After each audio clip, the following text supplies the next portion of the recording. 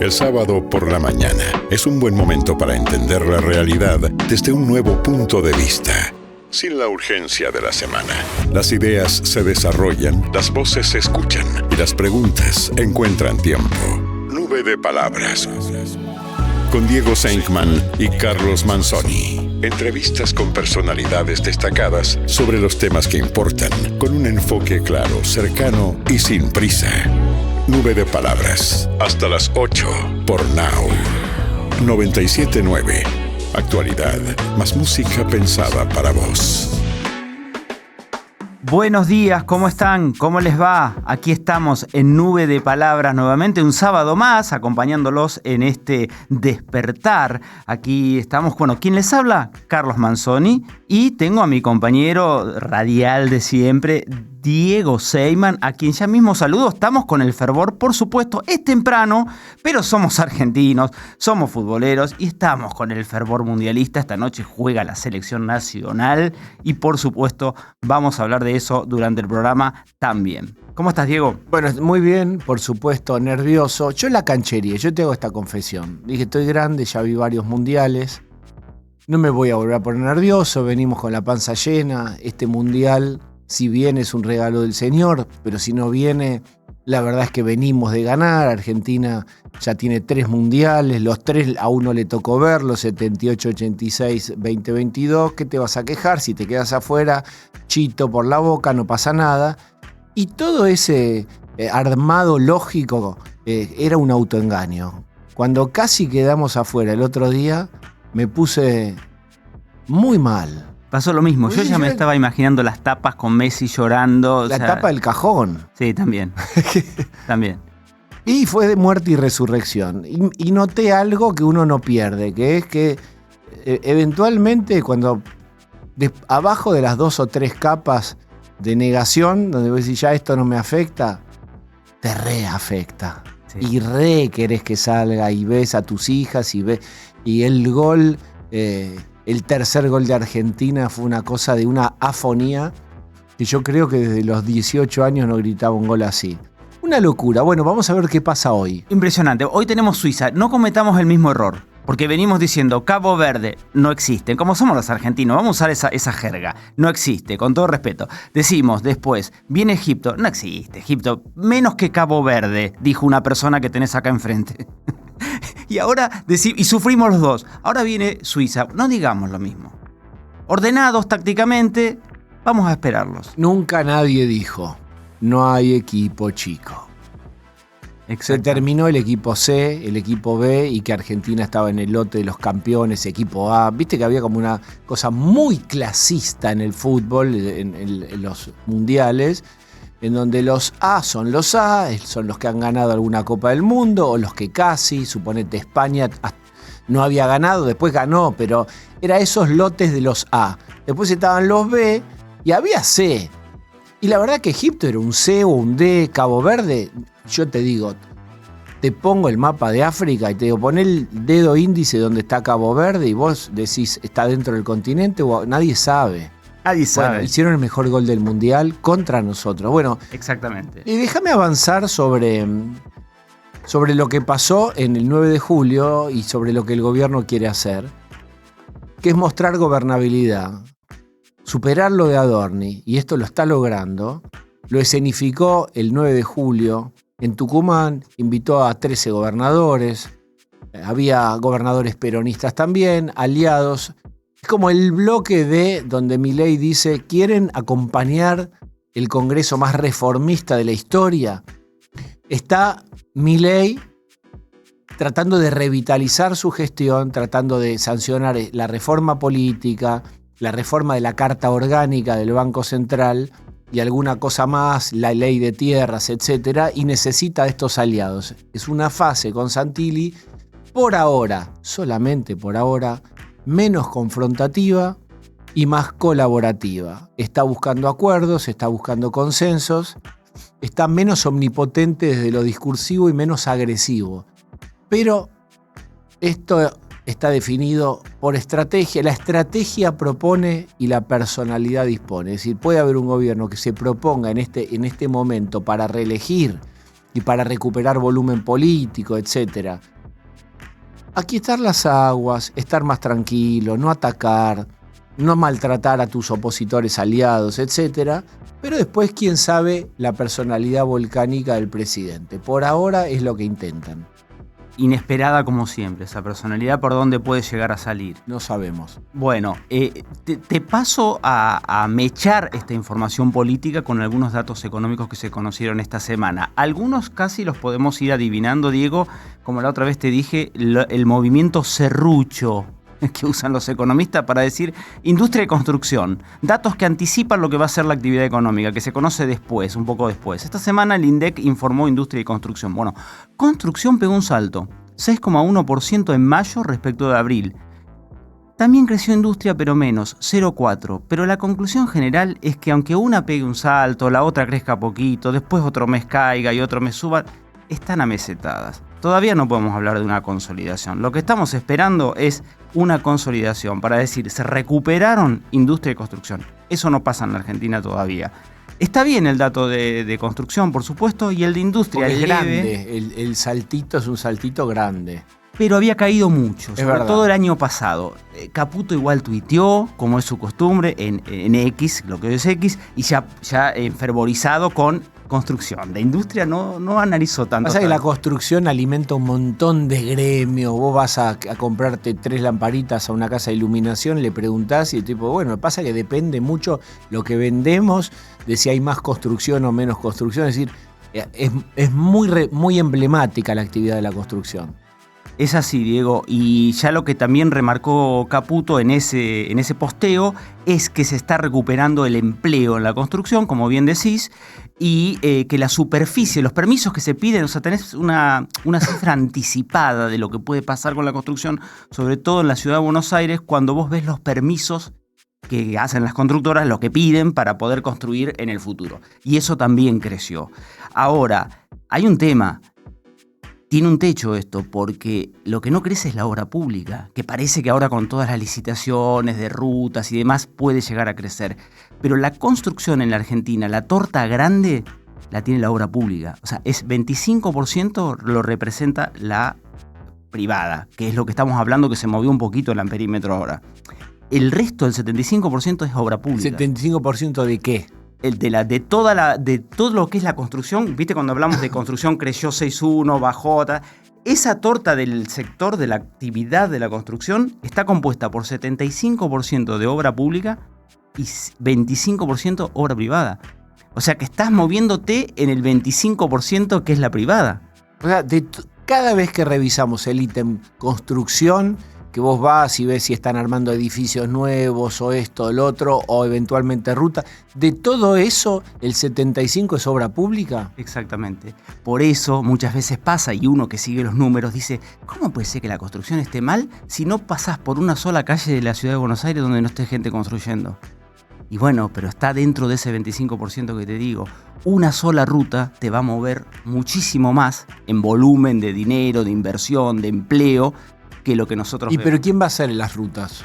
Todas estas ahora, citaciones, ¿son bueno, para que las haga quién? Ahora hay empresas privadas que van a ganar las privatizaciones, entre otras es un gran tema que ha llevado adelante nuestro amigo periodista Diego Cabot sobre...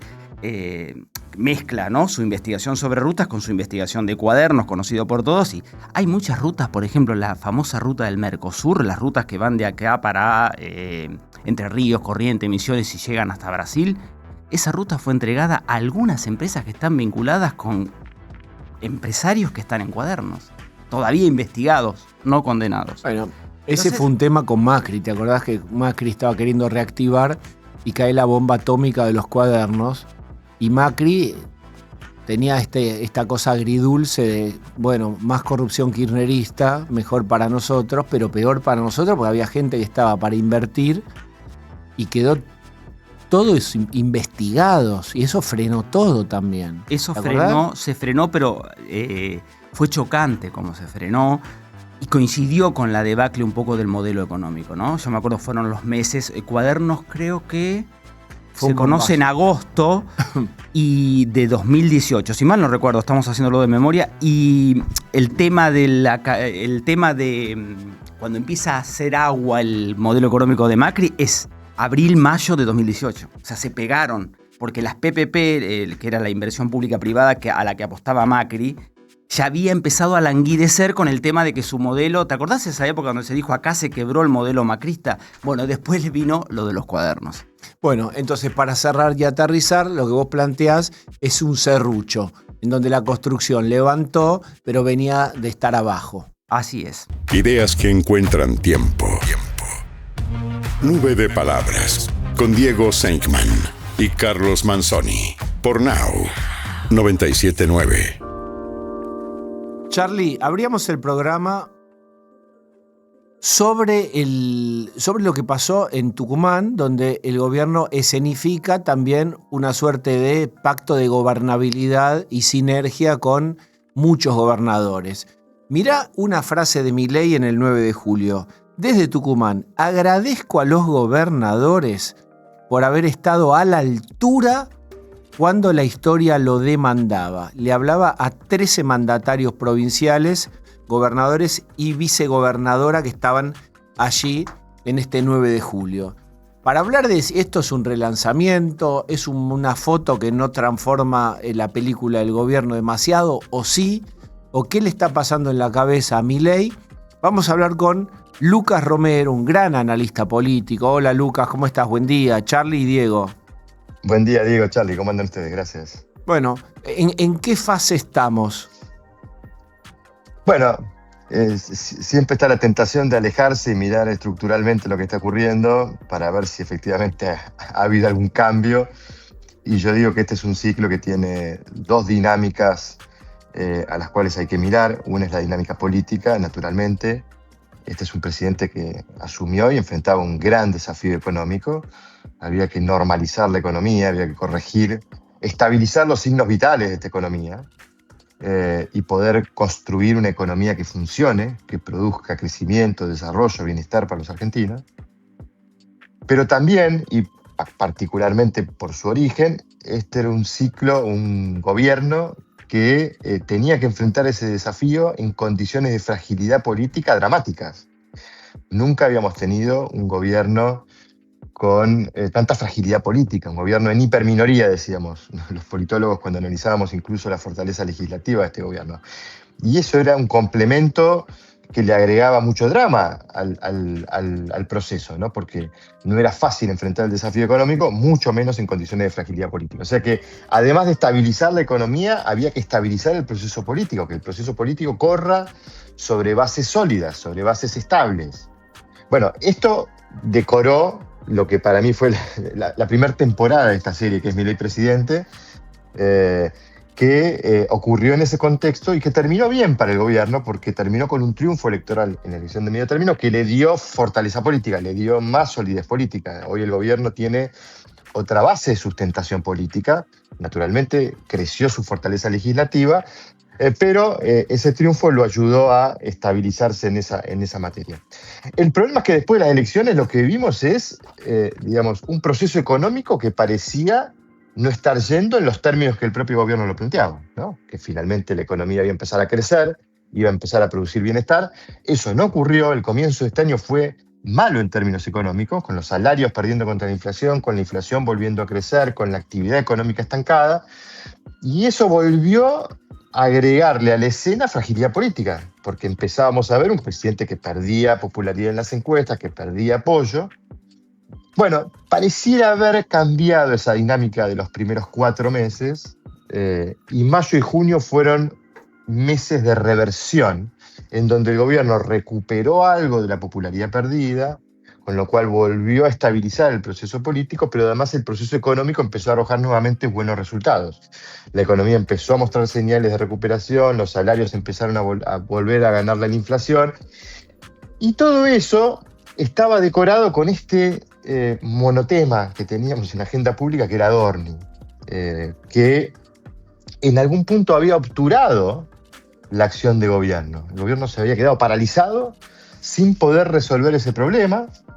Todo el mundo entendía que la única resolución del problema era la renuncia del funcionario. Al último que le terminó costando entender esa situación fue el propio Javier Milei. Lo entendió Javier Milei Y creo que estas últimas 2 semanas hemos visto la ratificación de lo que todos decíamos. La solución al problema era sacarlo a Adorni, descomprimir la escena política y dejar que el proceso económico de recuperación que se estaba viendo empezara a fluir hacia las encuestas y pudiera verse una recuperación de la popularidad del presidente. Estas 2 cosas están ocurriendo y creo que el gobierno está tratando de aprovechar esta circunstancia para presentar una suerte de vuelta, de página de lo que venía pasando en el comienzo de este año y mostrar nuevamente al presidente con fortaleza política, rodeado de gobernadores y con un proceso económico que pareciera empezar a recuperar. Veremos si los próximos meses ratifican esta mirada, esta tendencia, pero me parece que este es un poco el resumen de lo que hemos visto pasar en estos últimos meses, ¿no? Lucas, en ese camino que retomó el gobierno, ¿no? Como una especie de relanzamiento, vamos a usar esa palabra para ya lo que va a ser las elecciones del año que viene, ¿qué obstáculos ves vos? Yo quiero preguntarte por uno en particular, que es esta especie de interna entre el PRO / Macri, ¿no? y La Libertad Avanza. Sí. Yo digo, vamos a pensarlo al revés, ¿no? Cómo termina todo esto en 2027. Que es un poco también pensar cómo va a transcurrir en los próximos meses. Visto desde esa perspectiva, yo digo que el 2027 lo van a definir muchos factores, pero hay 2 que para mí sobresalen, que son el proceso económico, particularmente no en los términos macroeconómicos, sino en los términos microeconómicos, porque a la economía de la Argentina parece irle bien, pero a la economía de los argentinos no tanto. Uh-huh. Entonces hay que ver cómo el proceso económico empieza a volcar hacia la economía de los argentinos bienestar, buenos resultados, mejora de los salarios, más y mejor empleo, mejor calidad en el empleo, digo, todos los aspectos que hacen a la calidad de vida de los argentinos y cómo el proceso económico los impacta en su vida doméstica. Entonces, eso va a ser decisivo, naturalmente, no estoy descubriendo ninguna novedad. Pero sí creo, además, adicionalmente a lo económico, que hay un factor político que me parece que es muy relevante para la resolución del 2027 y que tiene que ver cómo se va a confeccionar la oferta electoral. Traducido, para que no suene tan técnico el asunto, bueno, ¿quiénes van a estar con quién? ¿Cómo se van a organizar los representantes políticos? Milei va a estar con los gobernadores. ¿Con cuántos gobernadores? ¿Qué va a ser el oficialismo en el 2027? ¿Quiénes van a integrar la propuesta oficialista de reelección de Milei? ¿Quiénes van a estar afuera? ¿Quién va a ser el principal rival de Milei? ¿Cuántos se van a agrupar alrededor del principal rival de Milei? Esto que tiene que ver con la confección de la oferta electoral es lo que estamos viendo en la escena y lo vamos a ver probablemente hasta entrar al 2027, que es cómo los actores se van a ir poniendo de acuerdo para ofrecerle a la sociedad una oferta y pensar hacia dónde va a ir la Argentina del 2027 al 2031. Entonces, creo que esta foto de ayer y lo que ha ocurrido con la llegada de Santilli y el desbloqueo que produjo Santilli en las conversaciones y los diálogos con el resto de los actores está inaugurando esta temporada, que es la temporada en donde yo digo los políticos votan, porque los políticos deciden dónde van a estar parados.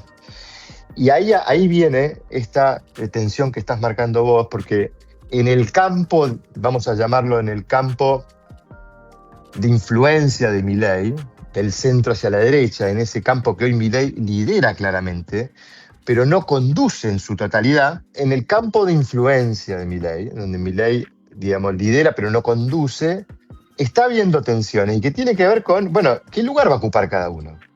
Y ahí Mauricio Macri y el PRO, digamos, tienen una pretensión y voluntad de integrar una alianza más amplia de Milei con todos estos sectores de su campo de influencia, pero quieren obviamente garantizarse un lugar que esté de acuerdo a sus pretensiones, particularmente, por ejemplo, desde el punto de vista partidario, bueno, que todos los gobernadores del PRO puedan ir a reelegir con el apoyo del presidente.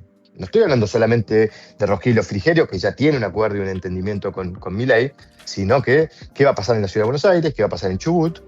Y del mismo modo uno puede proyectar esa misma tensión con otros actores que han sido gobernadores afines, que han sido gobernadores que han acompañado al gobierno, pero no tienen en claro si Milei va a ir a hostigarlos en sus territorios o si Milei también los va a apoyar a ellos en sus reelecciones. Entonces, esa tensión es producto de este proceso paritario, llamo yo, en donde, bueno, la política está viendo cómo se acomoda para ofrecerle a la sociedad, digamos, lo que se le va a ofrecer en 2027, Y esto es tan decisivo como lo económico, porque la elección del año pasado nos dejó un buen ejemplo en ese sentido.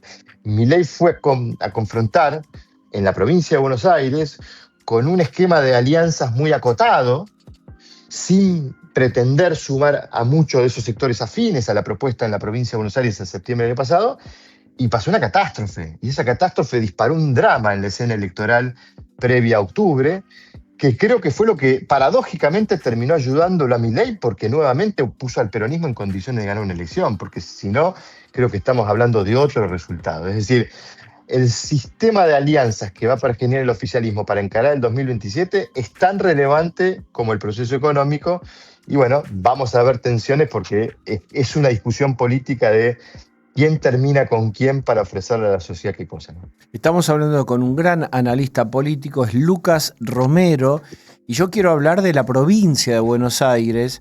El gobierno tiene básicamente un gran discurso, que es el del acomodamiento de la macroeconomía, y esa es la narrativa principal, y no tiene customizado el discurso para cada sector o para cada provincia.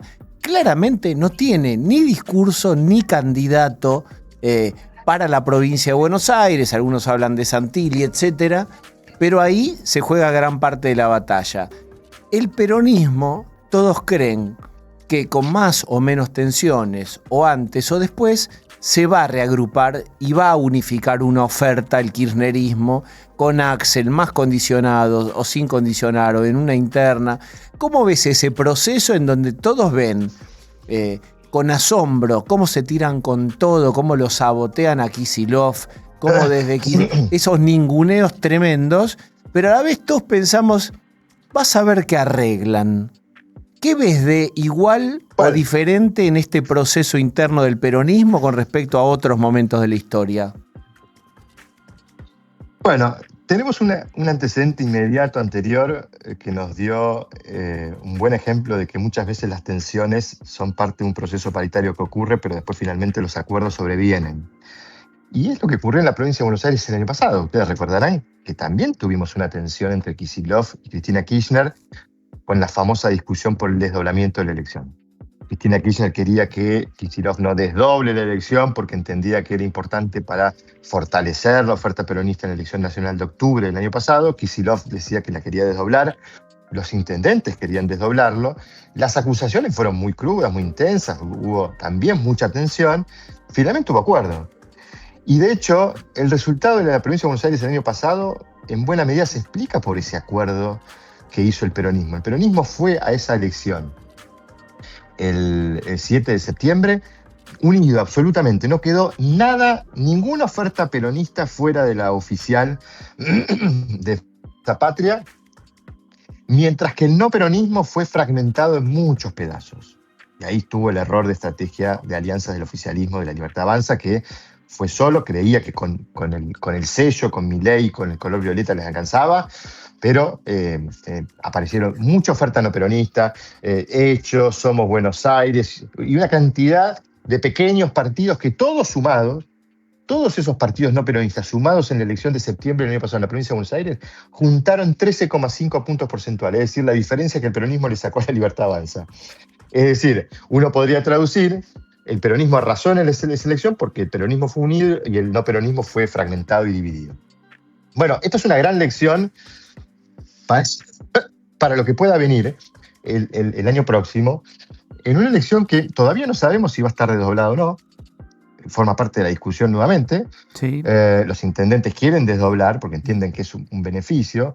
Ahora Kicillof pareciera estar en la vereda de frente de la que estaba el año pasado, porque ahora podría ser Kicillof el candidato a presidente y ser él el que necesita que la estructura de los municipios esté comprometida y movilizada para el voto en el mismo día de la votación nacional.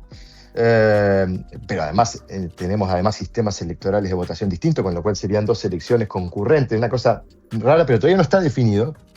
Ahora, yo diría ahí, yo creo que la clave va a estar en qué sistema de alianzas se termina de construir para confrontar contra el peronismo, porque si nos vamos al 2023, en el 2023 el no peronismo fue dividido en dos grandes opciones, Juntos por el Cambio y la Libertad Avanza, y en esa elección sacó 51% de los votos en la provincia de Buenos Aires. Kicillof gobierna la provincia de Buenos Aires porque el no peronismo fue dividido. Pero ¿te acordás de Carolina Píparo diciendo no va a haber ningún tipo de arreglo? Es decir, hubo ahí un empecinamiento en no arreglar entre el PRO y la Libertad Avanza, y todos sabíamos lo que iba a pasar, y sin embargo se siguió adelante y se regaló la provincia. O sea, el no peronismo regaló la provincia. Absolutamente. Por eso digo, me parece que es una elección, y si bien vemos el resultado de octubre del año pasado, no el de septiembre, que parece confundir porque, insisto, me parece que ahí hubo una dispersión del voto no peronista muy, muy amplia.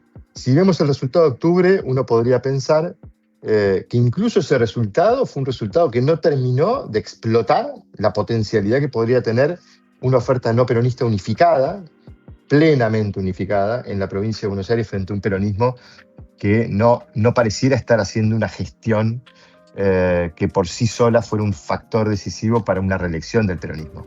Eso no quita que la elección esté definida, porque todavía faltan elementos por definir, como por ejemplo la fecha de ocurrencia, pero en todo caso me parece que ahí también aplica mucho esto que yo menciono para lo nacional, que es, en definitiva, la confección de la oferta electoral termina siendo muy decisivo para los resultados electorales, porque termina explicando la oferta que la gente tiene que elegir, y eso termina muchas veces desconcentrando apoyos, dividiendo apoyos e impidiendo una construcción de lo que se busca en una elección, en un resultado electoral, que es conseguir la mayor cantidad de votos posible. Con lo cual, me parece que va a ser interesante para mirarlo, porque si es una elección desdoblada, bueno, tendremos allí una instancia muy relevante del proceso electoral 2027, porque ese resultado podría disparar eventos que pudieran tener impacto económico, como ocurrió en el 2025. Un triunfo del peronismo en una elección desdoblada en la provincia de Buenos Aires o potencialmente puede sembrar incertidumbre sobre el resultado nacional, y eso, digamos, ser un factor de incertidumbre económica, sobre todo cambiaria, generando las situaciones que habitualmente vemos en Argentina, con esta tendencia a dolarizar carteras en los procesos electorales, que genera incertidumbre cambiaria, ¿no? Lucas Romero, muchísimas gracias. Un abrazo grande, un placer. Ideas que flotan sin presión. Nube de palabras, con Diego Senkman y Carlos Manzoni. Por Now, 97.9. Actualidad, más música pensada para vos. Diego, amigos, ustedes saben que estamos todos imbuidos por el tema del fervor mundialista, como dijimos al comienzo, que estamos en México, Estados Unidos y Canadá, pero nos resuena mucho México por el Estadio Azteca, y nos resuena mucho el Estadio Azteca por los goles de Maradona a los ingleses, los dos, la mano de Dios y el mejor gol de la historia de los mundiales. Pero por si eso fuera poco, y por si los argentinos no tuviéramos en la cabeza todos los que lo vivimos aquel emblemático partido, Peter Shilton, que nunca se pudo sacar eso de la cabeza, nunca se pudo sacar esa espina, posteó algo en X, Diego, y sigue removiendo su propia herida, diciendo que los dos goles de Maradona en el 86 contra ellos, contra la selección inglesa, donde él atajaba, no hubieran sido válidos hoy en día con VAR. Bueno, la mano de Dios ya sabemos, no lo vamos a explicar y la voy a hacer corta. La otra, dicen que hubo un foul prácticamente cuando se salía de acá de Ezeiza, que hubo un foul antes de que tomara la pelota Maradona. No Maradona, sino Enrique, porque se acuerdan que Enrique es el que dice lo dejé solo contra el arquero. Sí, el chiste de Enrique. Cuchufo le pega, y la verdad que es foul, pero 40 años después, Diego, seguir removiendo. Pero nosotros lo vamos a remover desde nuestro disfrute, porque es un partido que ganamos, que lo tenemos colgado en el póster. Y además, porque hay un libro espectacular, hecho película y que ahora se puede ver en los cines, que es El Partido, Diego. Un libro exclusivo del partido de Argentina-Inglaterra, México 86 por cuartos de final, que podría, no vamos a ir paso a paso, pero podría reeditarse en este mundial, porque está la posibilidad de que si Argentina avanza e Inglaterra avanza por el otro lado, juegan hoy también con Noruega a las 6 de la tarde, haya una semifinal Argentina-Inglaterra de nuevo. Pero bueno, este libro del que les estoy hablando, El Partido, lo escribió Andrés Burgo, a quien tenemos ahora mismo del otro lado de la línea. ¿Cómo estás, Andrés? ¿Cómo andan? ¿Qué cuentan, Diego, Charlie? Buenos días. Bueno, no sé qué más se puede decir de este partido, pero Shilton aparentemente sigue con la sangre en el ojo. Sí, pero yo como que ya lo quiero a Shilton, porque hace falta, no sé si... hace falta como un villano, alguien enojado 40 años después, ¿viste? Porque si no sería como todo medio lineal. Y yo creo que también él le hace es que está enojado, es verdad, pero después, bueno, uno ya no sabe cuál es la frontera, digamos, de la realidad y del personaje. Porque, bueno, digo, porque sigue siendo cosas, digamos, que ya tendrían que haber pasado. Pero bueno, no sé si vieron la película y la película es, bueno, es un personaje necesario, ¿no? Necesita como una especie de, ahí de malvado, digamos, porque si no son todos elogios a Maradona y necesitas alguno que diga eso. Después, o sea, técnicamente Shilton tiene razón, digamos, con el VAR los 2 goles de Maradona hubiesen sido invalidados, obviamente el de la mano. Y el otro, bueno, es un poco la jugada de Argentina-Egipto, digamos, que retrocedió por 100 metros, donde hubo una infracción contra Lisandro Martínez. Bueno, es verdad, cuando Batista recupera la pelota, después, no sé quién se la pasa a Enrique, pero cuando la recupera Batista es un foul, pero clarísimo. Es más, me parece como que es mayor el error arbitral en ese no foul que en la mano que no ve. Perdón, fue foul perdón, ¿no? Porque hago una aclaración. Yo dije Cuchufo fue foul de Batista, ¿no, Andrés? De Batista, es de Batista el foul. Después no me acuerdo quién le pasa la pelota al negro Enrique, pero no ves la jugada y decís, ¿en serio no cobró foul? Entonces, bueno, digamos, o sea, tiene un fundamento histórico Shilton, le viene muy bien a la historia, digamos, que siga enojado, y al mismo tiempo decir, dale, Peter, soltá. ¿Cómo armaste, para el que no vio, Andrés, la película El Partido? ¿Es un coral donde distintos protagonistas opinan, recrean? ¿Cómo lo armaste? ¿Qué archivo conseguiste? No, a ver, yo no tuve participación en la película, ni en el guión, ni en la producción. Yo hice el libro y hace 10 años, que es un libro editado por Leila Guerriero, y bueno, y después, digamos, los directores, Santiago Franco, Juan Cabral, digamos, gente extraordinariamente talentosa, leyeron el libro, se coparon y dijeron, esto tiene que ir a una película, y bueno, lo hicieron, digamos, con un montón de gente, digamos, con archivistas notables. Yo digo, me permito decir que me encantó la película, me parece un peliculón, porque digo, no es un autoelogio, digo, yo no participé, aunque bueno, sí, está inspirado en el libro. Andrés, y hoy estamos todos con Argentina-Suiza, ¿no? ¿Cómo estás viendo vos esta selección que es más emocional que, podemos decir que buena en lo futbolístico, que lo tiene, claro, no podemos negar, sí, tiene a Messi, pero vos sabés que te vi postear algo que muchos piensan, incluido yo, pero lo hemos comentado con amigos, es que hay como un déjà vu del 90. No en cómo se juega, porque es muy distinta el estilo de juego de la selección de Scaloni con el estilo de juego de aquella selección del 90 de Carlos Vilardo. Pero sí desde lo emocional, y tenés una figura emblemática como Maradona en aquel momento y Messi ahora, remontar estos partidos que parece que no vas a llegar, que estás deshilachando, que el campeón del mundo se está deshilachando, esa es la palabra. Claro, en el 90 Argentina llega como campeona defensora, igual que ahora, pero llega lejos de su mejor versión. Era una especie de equipo que avanzaba como podía, que no jugaba como quería, sino como podía. Y sin embargo, cuando decís estaba en la lona, estaba contra las cuerdas, seguía avanzando. Y pasó en la primera ronda en el Mundial de Italia 90, después le gana un partido insólito a Brasil, después le gana por penales a Yugoslavia, después le gana por penales a Italia y termina llegando a la final. Bueno, todavía falta para la final, en el caso de Argentina, porque recién estamos en cuartos, pero los dos partidos que ya se jugaron de eliminación directa contra Cabo Verde y contra Egipto, tuvieron cierta esa reminiscencia del campeón defensor que decís, bueno, hasta acá llegó, ya no da más, o sea, los jugadores no están en su prime, es un equipo que juega más, digamos, con el aura de ser el campeón que con la chapa de un equipo del presente. Y bueno, y sigue avanzando, digamos, o sea, a veces en los mundiales también tenés que... Mirá, lo que demostró Argentina hasta ahora es lo que no pueden demostrar hace mucho tiempo selecciones de nuestro continente como Colombia, como México, que hay partidos que como sea tenés que sobrevivir, si no podés ganar, sobrevivir, que te gane el otro.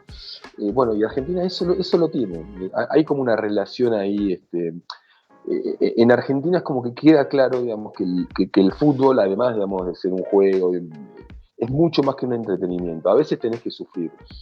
Y bueno, y este equipo lo sabe hacer, digo, lo sabe hacer como lo supieron hacer un montón de equipos argentinos de la historia, pero bueno, digamos, está respaldado por un título del mundo y 2 Copas América.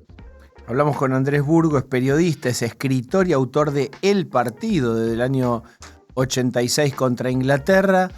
¿Y qué repercusión tuviste? ¿Tuviste repercusiones de alguno de los protagonistas de aquel partido sobre el libro o de alguien allegado al fútbol? Sí, bueno, lo hablaron sé que los jugadores, varios jugadores lo leyeron, yo hablé con Valdano, con Justi, hablé con muchos de ellos,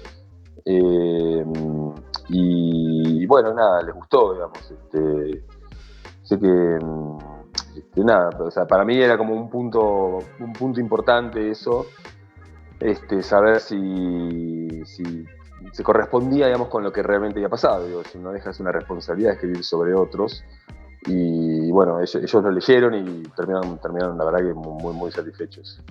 Andrés, bueno, Maradona no quiere hablar en ese libro que súper recomiendo, por supuesto, y lo lees de un tirón, no podés dejarlo. La verdad que el partido, uno, viste, dice, el partido ya lo vi. Sí, bueno, pero tenés que leer el libro, es impresionante. Pero bueno, te dejo esa postilla que Diego no leyó y voy al tema de, por ejemplo, lo que contás sobre las camisetas. Si les parece, si Diego está de acuerdo, es algo que quizá conoce la gente, pero está muy bueno ese capítulo donde contás lo que pasó ese día, porque el gol de Maradona fue único, pero también la camiseta que usó Maradona ese día fue única. Bueno, vos sabés, yo estoy en México y claro, estaba hablando ahí yo estoy en la redacción del País de México, el País de España, pero la versión de América, y un colega de Tren encontró el lugar donde compraron esas camisetas, que son unas camisetas compradas de apuro, porque Argentina no tenía, es una historia muy rara, muy de Bilardo. Argentina había jugado el partido anterior contra Uruguay con unas camisetas suplentes pesadas, azules, y bueno, y a Bilardo no le gustaban esas camisetas, porque decían que eran como muy pesadas, de la altura mexicana, el calor, la lluvia de algunos partidos. Entonces las rompe. Y Argentina tenía que jugar con camisetas azules contra Inglaterra, y bueno, resulta que Argentina no tenía camisetas. Y bueno, y las van a comprar a un local, o sea, pero que claro, digo, no, es muy raro, porque ¿qué pueden comprar en un local? Porque cuando le piden al Lecoq Sportif, le dicen, nosotros ya te dimos camisetas, conseguílas vos. Y bueno, van acá a una feria que se llama Tepito, que es una especie de once, de barrio de once. Atrás del Zócalo, vos vas al Zócalo sí, a visitar y atrás hay toda una calle que es como que te dijera el 11, pero más silvestre todavía, y en el medio de la calle todos los percheros llenos de ropa, ¿no es cierto? Sí, bueno, claro. Y ahí consiguen una casa que tenían camisetas azules Lecoq Sportif, o sea, lisas. Bueno, M40 le dicen.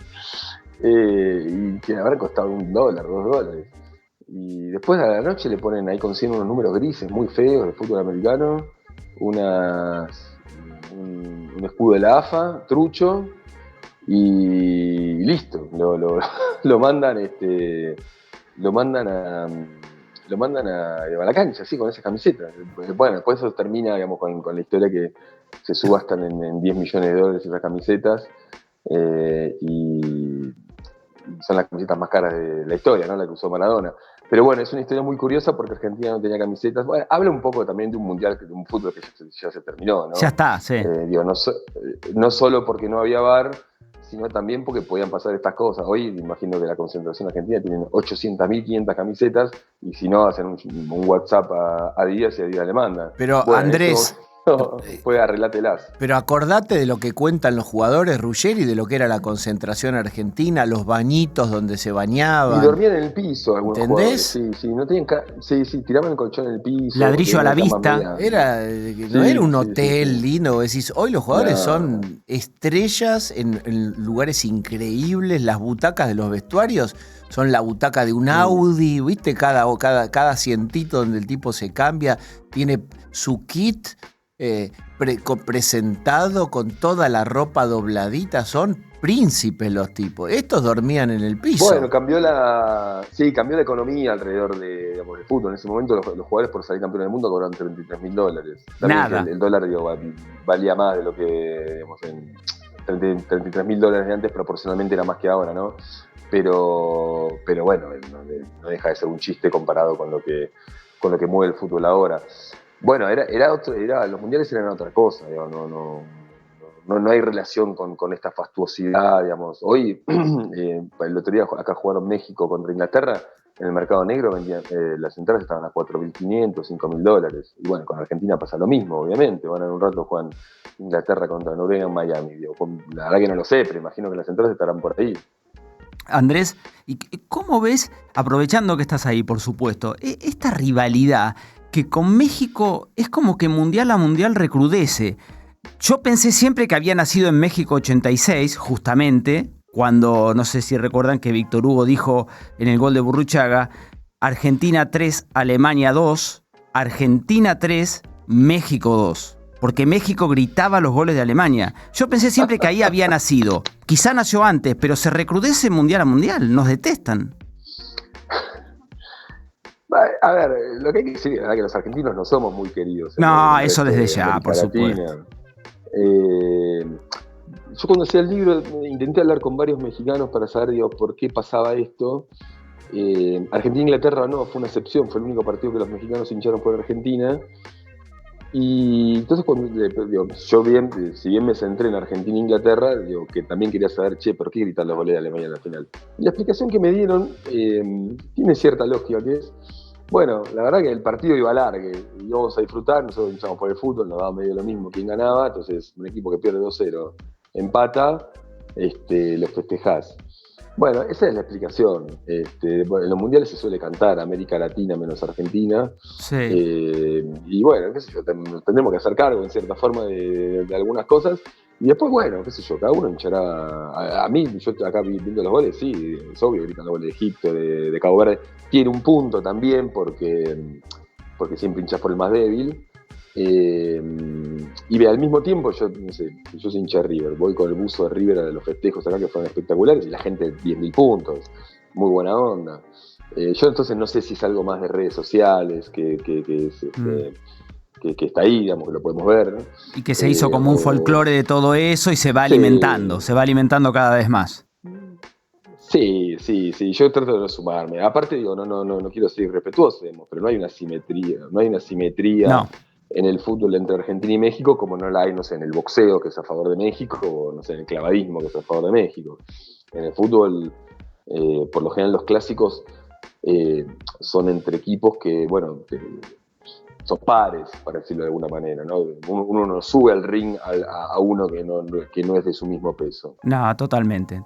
Bueno, Andrés, gracias. Te dejamos que sigas ahí disfrutando del Mundial y sufriendo también como todos nosotros con los partidos. Esperemos que hoy nos vaya bien, que terminemos el sábado con otra sonrisa enorme. Muchísimas gracias, Andrés. Bueno, le mando un abrazo. Gracias a ustedes. Abrazo grande. Fue Andrés Burgo, periodista, escritor, autor del libro El Partido, Argentina, Inglaterra, México 86. Conversaciones que suman. Nube de palabras. Con Diego Senkman y Carlos Manzoni. Por Now 97.9. Y ahora, el momento de la historia de El Cóndor Manzoni. Ahí lo ven en la pista. Carretea, abre las alas y a volar, Cóndor. Volamos, Diego. Hoy a un lugar casi impronunciable. Pokrovskoye, una aldea siberiana ubicada casi en el límite con Kazajistán. ¿Cómo se llama? Yo la voy a pronunciar con mi ruso, vos sabés que yo fui instruido en el idioma, pero bueno, no me olvidé un poco. A ver. Pokrovskoye, allí en Rusia, en la época zarista, ¿no? Límite con Kazajistán hoy. Allí, el 22 de enero de 1869, nació nuestro personaje de hoy, un tal Grigori Yefimovich, que no te dice nada, por supuesto, ya te veo, Diego, como me mirás, pero que pasaría a la historia como Rasputín. Oh. Ahí sí te suena. Era hijo de un mushik, uno de aquellos campesinos pobres que hasta 1861 fueron siervos del zar. Alejandro II les dio la libertad. Pese a que se sabe que en su aldea existían varias escuelas y que dar educación a sus hijos era una de las aspiraciones de la clase baja rusa, él nunca pisó un colegio. fue toda su vida un semi-analfabeto. Trabajó un tiempo de transportista con uno de los carros que tenía su padre y a los 20 se casó con una tal Praskovia Dubrovina, sigo con mi ruso, con quien tuvo 3 hijos. Pero un día, sin que nadie supiera por qué, se fue de la aldea. Anduvo un tiempo sin rumbo y sin destino hasta que ingresó en una iglesia ortodoxa y se convirtió en un starets, que es una especie de consejero y maestro en las iglesias ortodoxas. Después de 10 años, volvió al vagabundeo y empezó para él un tiempo en el que recogió vastos conocimientos de espiritismo, hipnosis y curanderismo. Completito. En 1903 llegó a San Petersburgo, la gran capital de la Rusia zarista. Gracias a su enorme magnetismo pronto envolvió y sedujo a damas de la aristocracia. Una de ellas, Ana Virubova, se lo presentó al zar Nicolás II y a su mujer, Alejandra. Un López Rega. Un López Rega hecho y derecho, un precursor, porque imaginemos casi 80 años antes. Esotérico, arribista. Así es. Que se arrimó Isabelita. Exactamente. Sí. Podemos hacer los paralelismos. Sí. Vamos a hacer como vidas paralelas de Plutarco entre López Rega y Rasputín. Bueno, ahí ya entró y no lo sacarían más. La pareja real tenía un doloroso secreto, de cuya reserva dependía el futuro del imperio. El zarevich Alexei, su único hijo varón y heredero al trono, había tenido 4 hijas seguidas, el zar. Quería tener un heredero, lo tuvo, pero tenía hemofilia y podía morir en cualquier momento. Ese era el gran secreto. No lo podían dar a conocer al pueblo ruso porque si no sabían que el heredero estaba con los días contados. En ese momento era mortal esta enfermedad. Un día el chico se cayó de la bicicleta, tuvo hematomas en todo el cuerpo y entró en crisis. Como último recurso llamaron a Rasputín, jugados, quien con su sola presencia logró calmarlo.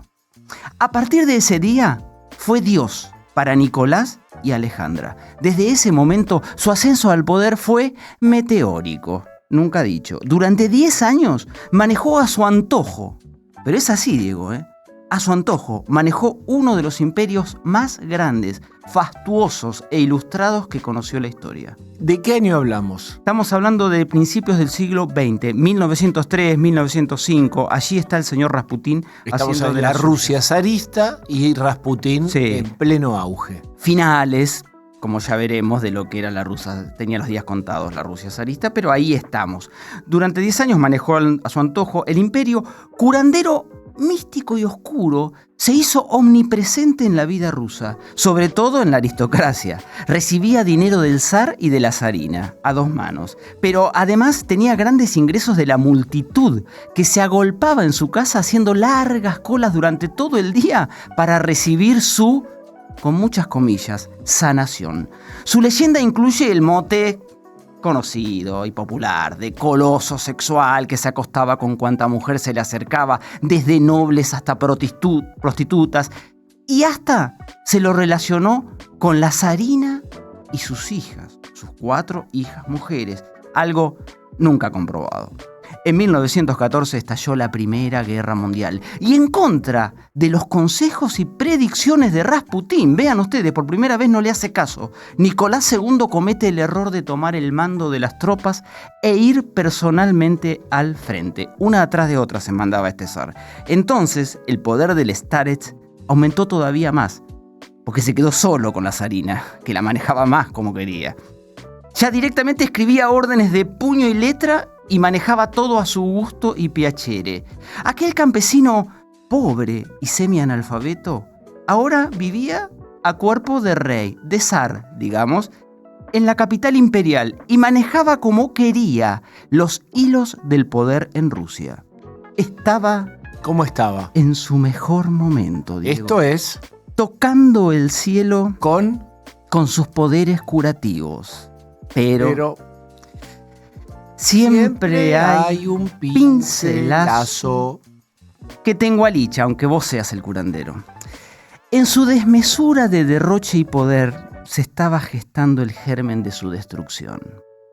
Se pasó de la raya. Se sobregiró. Se sobregiró, como suele pasar. Eso es lo que le pasa a los Rasputín. Bueno, López Rega también se sobregiró, ya que habíamos hecho el paralelismo. Su sombra abarcó más de lo debido. Se metió con la política, el ejército y, lo peor, con la iglesia. Maltrataba a la iglesia como pocos. Y pronto fue puesto como el gran culpable de la decadencia de un imperio que de todos modos ya tenía sobradas razones para derrumbarse. Para colmo, empezaron a conocerse cartas íntimas, Diego, de que Rasputín se escribía con la zarina, con Alejandra, y sus hijas, en las que siempre era nombrado como el amigo. La zarina tenía mucho amor con él, pero no del que se le endilgaba. O sea, lo adoraba porque el tipo era el único que curaba al hijo, y era verdad que lo curaba. Superstición, sugestión, te voy a decir a vos como psicólogo. Una sugestión, la madre se tranquilizaba y el hijo se tranquilizaba también, pero lo cierto es que dicen testigos de la época, está escrito, que el tipo era el único que lo calmaba al zarevich. Bueno, pero ¿qué pasó? Fue demasiado para algunos nobles. Ya no se lo bancaron más. Ya se la tenían jurada de antes y ahora decidieron, cuando se conocieron las cartas, más la guerra y todo, decidieron asesinarlo. Como estamos por llegar al desenlace de esta historia maravillosa, ¿de quién estamos hablando? ¿En dónde os transcurre y en qué año? Estamos hablando de Rasputín, amigo Yefimovich, les dije el nombre, pero nadie lo conoce por eso. El brujo, el que tuvo embrujado a toda la corte zarista en la Rusia imperial. Años, Diego, ya estamos llegando a 1915, 1916. Acá se acerca el fin de este tipejo. Que es en el 17, con la Revolución Rusa. Exactamente. El príncipe Félix Yusupov, que estaba casado con la sobrina del zar, elaboró un plan junto con otros nobles, un oficial y un médico, con el cebo de que se podría acostar con su esposa, una gran belleza sobre la que Rasputín ya había posado los ojos. Rasputín estaba en todas. El monje fue invitado al palacio renacentista que tenía Yusupov a orillas del río Neva. Se puso una camisita, se perfumó aquella noche del 29 y 30 de diciembre de 1916. Pero veamos esto, 16 al 17 de diciembre en el calendario juliano. Tenían en ese momento un distinto calendario, el calendario que usaba la Rusia zarista con el que usamos nosotros, aquí en Occidente. Rasputín se puso una camisa de seda rosa, Diego, imaginémoslo, grandote como era, se perfumó y acudió a la cita. Allí el príncipe le sirvió masas y vino envenenado con cianuro y lo entretuvo diciéndole que su mujer estaba en otro cuarto con amigas, la mujer deseada por Rasputín. Rasputín comió y tomó vino a gusto, pero no se murió. Desesperado, Yusupov le disparó con su pistola Browning. Rasputín cayó fulminado al piso. Es una escena rocambolesca, toda la muerte de Rasputín. El príncipe corrió a avisarle al resto de los implicados. Les gritó, el diablo está muerto. Creían que era el diablo Rasputín. Pero cuando volvió al cuarto, vio que el monje no solo estaba vivo, sino que tenía fuerzas como para tomarlo del cuello. Aterrado, Yusupov llamó a los gritos a otro complotado que acudió en su ayuda y le disparó varias veces sin suerte al monje, que logró escapar. Una vez en la calle helada de San Petersburgo, volvieron a dispararle 3 veces y una bala dio en el blanco. Luego lo remataron con un cuarto disparo de más cerca. El cuerpo atado y envuelto en cortinas de Rasputín fue arrojado al Neva, al río Neva. 2 días después, cuando lo rescataron y le hicieron la autopsia, seguía dando que hablar aún después de muerto, descubrieron que había muerto de hipotermia en el río. O sea que el tipo había aguantado el veneno y como 4 balazos. Así es, hizo falta veneno, 4 disparos y el agua helada para matar al brujo. Es más, una reciente investigación arrojó la teoría de que en realidad, ¿sabés quién mató, en definitiva, a Rasputín? Un francotirador contratado por el servicio secreto británico que quería sacar a Rasputín del medio porque Rasputín quería que Rusia saliera de la guerra. Y a Inglaterra A Gran Bretaña le convenía que Rusia siguiera en la guerra. La Primera Guerra La Mundial. Primera Guerra Mundial. O sea que fíjate que siguió dando que hablar este tipo y su muerte hasta hace poco, cuando se deslizó esta teoría. Bueno, la cuestión que murió, sea como sea. Se terminó así, a los 47 años, la vida del hombre que, quizá conocedor del destino que le esperaba, Diego, nunca sabemos, poco antes había dirigido su última profecía al zar, que decía: me van a matar, ya lo sé. Si me mata la gente del pueblo, tu dinastía sobrevivirá. Pero si me matan los nobles, en menos de 2 años, tú y tus hijos estarán todos muertos. Conocemos la historia cómo terminó. La familia Romanov fue asesinada el 17 de julio de 1918 en el sótano de la casa Ipatiev, en Ekaterimburgo. Se cumplió la profecía de Rasputín. Lo mataron los nobles. Tremenda la historia del Cóndor Manzoni. Creo que es el momento de ir cerrando este boliche. Vamos cerrando el boliche. Por supuesto, les decimos muchas gracias a los amigos de Silmar Producciones que nos acompañan siempre aquí en Nube de Palabras. También a Luca Ríos en la musicalización, a Hernán Acosta en la puesta en el aire y a Martín Fernández Madero en la producción periodística. A ustedes, amigos, les decimos hasta el sábado que viene y por supuesto todos ya estamos hinchando por que le vaya muy bien a la selección argentina esta noche. Abrazo grande, nos vemos el sábado que viene a las 7 de la mañana. El sábado por la mañana es un buen momento para entender la realidad desde un nuevo punto de vista. Sin la urgencia de la semana. Las ideas se desarrollan, las voces se escuchan y las preguntas encuentran tiempo. Nube de Palabras. Con Diego Senkman y Carlos Manzoni. Entrevistas con personalidades destacadas sobre los temas que importan, con un enfoque claro, cercano y sin prisa. Nube de Palabras, sábados, 7 a.m. por Now. 97.9. Actualidad, más música pensada para vos.